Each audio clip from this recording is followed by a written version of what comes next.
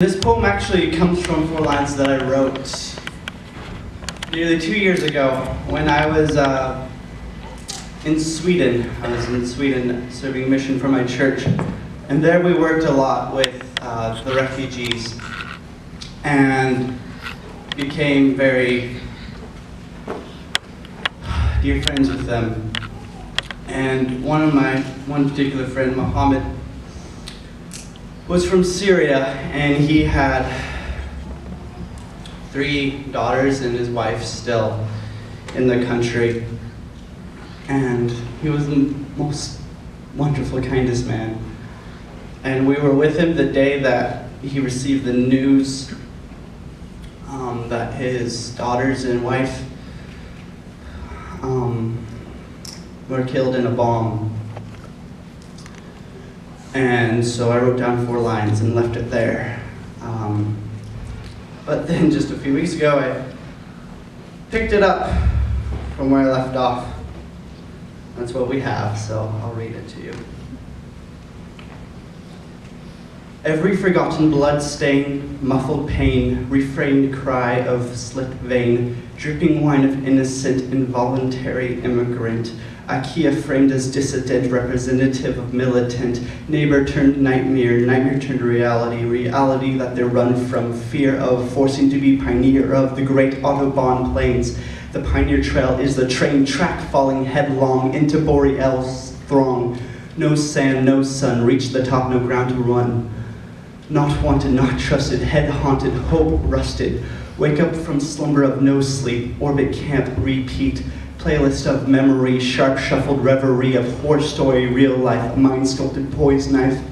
Clutching like the Thane of Fife, can't hold but always there, curse the bitter northern air, permitting this blade real estate but can't sanction an open gate for his daughter to stumble through. She'll carry in the terror queue, tucked under her hijab, must undergo the whitewash lab, sweet, sweet apathy, under the guise of security, so please, never mind the ever-rising smoke. Never mind the screams you turn on mute. Never mind the children who never woke, never mind the ripped, railed afterlife recruit. Never mind his house burned, his body thrown into scattered Lego bricks, dragged to aerate water's edge of dismal river Styx. Beckoned onto the rubber-seeking hope to make the suicide odyssey of fear, across the Mediterranean fury, skill of snatching immature gondoliers. Never mind his Greek visit was not your June cruise line crusade of Paros, the shrapnel glaze of his left leg far from the lavamo of Eros. Never mind the 2 bags, 4 children, and dried blood of one's wife being all he could call his own. Never mind the profile picture of front yard family screaming from his fragment screen phone. Never mind the nicotine spittle, the buzzed-headed jowls, the sharp shoulders whittled, the pierced and pinned jowls, the sneering comments in Slavic tongues he cannot comprehend that pave the path from hospital to camp, canvas house out in the wind, of bare floors and midnight wailing, of mental wars and despair prevailing. Never mind the blackened toes of his grand European trail of tears, the 1,700 miles of winter trek, the cataracts, hurricanos, drenching our modern King Lear, sleeping in grim forest, filling the dark with silent sweeping chorus. Lawyer, doctor, engineer, every brow-raising career turned gypsy, rover, rambling tramp, prince to pauper, under blinded lamp from Athens to Berlin, where walls once fell, only to be built again, to protect from outside evil when the foulest evils from within. Walls of fear, walls of hate, history smears at how we recreate. Never mind the stellum d'Air, he wraps his arms around at night, where his precious wife used to lay. The asphalt to replace his rug, so that he might humbly pray. Never mind the sleep he'll never get, the relief he'll never find, the hair he'll lose faster than yours, the longing to rewind. Please, time, be kind. Never mind rejection after rejection after rejection for a place to rest his grade 60 grit sandpaper feet that cross deserts, mountains, hellish cold and heavenly burning heat. The fences barred, electric, weaved, apoplectic, not thinking for once about going somewhere, but rather from running from somewhere. Rejection after rejection after rejection, because there's simply no more room in the inn. He is to be whipped for his nation's sin. Rewind, please, time, please, stop. What is the dividing difference from today's war-torn Syrian the 1938 rejected Jew. The past shame is fixed. But we are fluid. We can't make the know-nothings never or the Holocaust a fairy tale. But we can make our today better and choose to stand where history fell. Hope. The peace when you fall as you're hugged by a rope. Hope. The hands on your back up the wearisome slope. Hope. When the waves drown your cries, but somehow you could cope. Hope. The words off the lips of the passionate Pope. Hope. Guiding the wayfaring rafts tossed in the sea. Hope. MLK's dream that one day we'll be free. Hope. The source that fends off dementors over me. Hope. The miracle hand making poor blind man see. Hope. There's much to fear and there's much to fight, yet there's much to love and much that's light. So I hope the sum of good will outweigh the hate. We'll open our child-lock venom gate. And in longevity, when now is grandevity, they'll praise in brevity our open-hearted adaptivity. When time offers levity to embody the cavities, who ignore the casualties fragmented in that, like the Hebrides sifted and shifted and lifted out. Last Friday, a mere minute, track ride from here, fear of terrorism turned to terrorizing fear. 2 men died to save 2 girls from a terrace with flag unfurled. To quote the killer verbatim, you call it terrorism, I call it patriotism.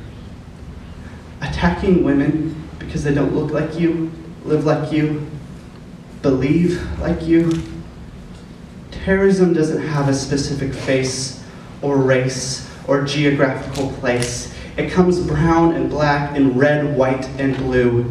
From anarchy, for anarchy and patriotism and fear of them and you. And it breeds refugees in its bed of hate. So let's look to their children before it's too late. Give love, hope, peace. Become the sunrise in the east. We are promised that we will win. From he who said, I was a stranger and he took me in. Thank you.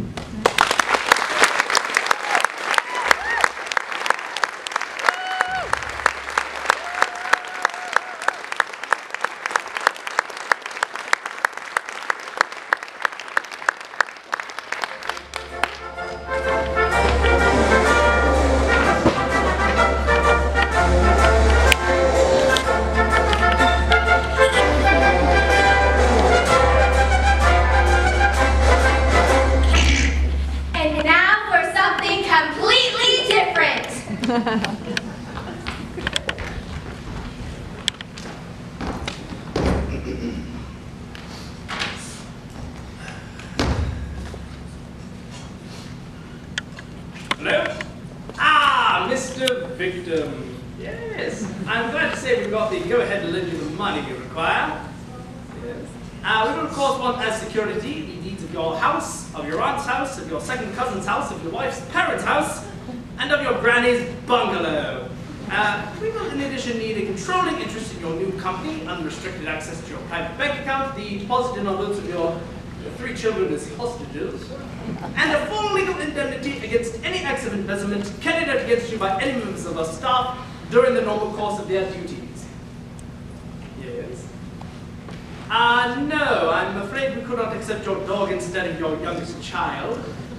We would like to suggest a brand new scheme under which 51% of both your dog and your wife pass to us in the event of your suffering a serious accident.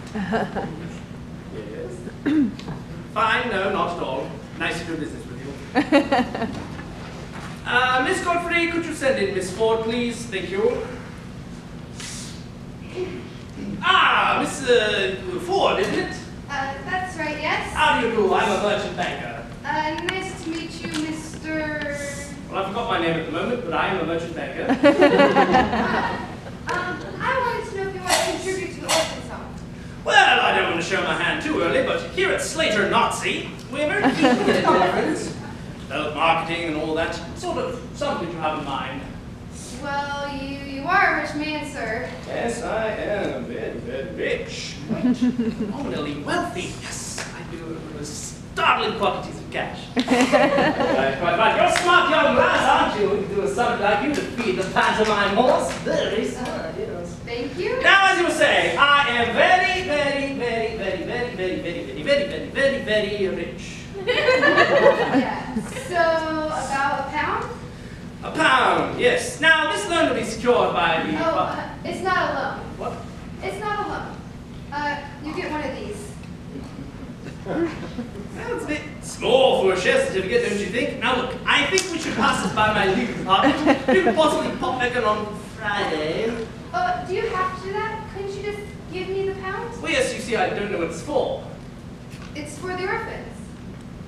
Yes? Yes. A gift. Oh, a gift! A tax dodge. No. I'm so awfully sorry, I don't understand. Can you just explain to me exactly what you want? I want you to give me a pound, and then I'll go away and I'll give it to the orphans. Yes. And that's it. I mean, I don't want to seem stupid, but it appears to me as though I'm a pound down on the whole deal. Well, you are. I am! Well, what is my incentive to give you the pound? Well, your incentive is to make the orphans happy. Happy? Yes. It's quite sure you got this right. Yes. Yeah. To make them happy. Well, just like that. Yeah, lots of people give me money. That is the most amazing new idea I've heard in years. It's so simple, it's brilliant! But if your idea isn't worth a pound, I'd like to know what is. Well, thank you, sir. The only problem is, you would give me the idea before I give you a pound. That's not good business. Isn't it? I'm afraid not, so off you go. Nice to do business with you. Please go free.